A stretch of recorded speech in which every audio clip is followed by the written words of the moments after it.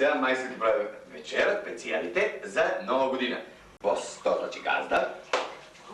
И узмемо, јас знате, И вегето, узимам мало меса, тоа е, знате, ово, како се каже, бифтек. Свињетин бифтек, видите га, јел? Се види добро.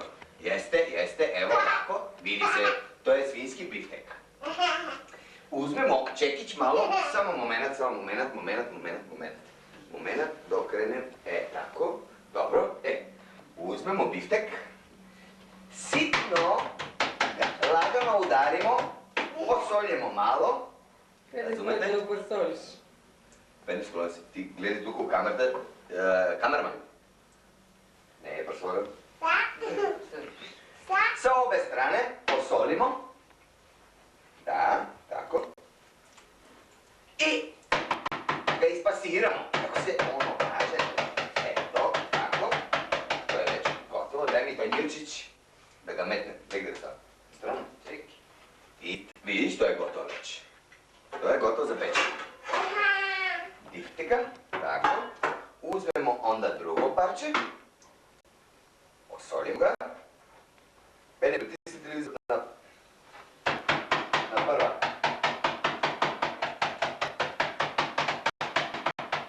Tako, nemojte zaboraviti upotrebiti vegetu. Obavezno. Vegeta. Pušti malo klasići pene.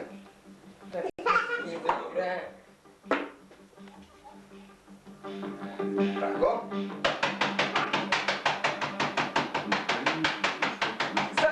Je potrebno 300 grama, nije 300, kilogram.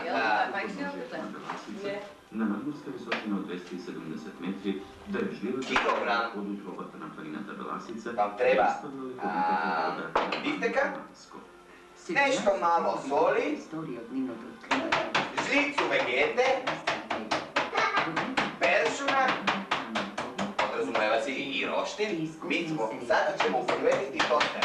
Jer roštilj u ova doba ne može da se koristi, zato upotrebljavamo toster na električnu struju. Pasiramo, plešemo, udarimo i još malo, večera je gotova. Tako, posolimo opet, da bude malo slano jer to je svinjetina. Trpi sve. 4 parčeta. Malo, to ti već ti počiniti. Имат несопремено објав за комуникација и за Не sad природни фактори.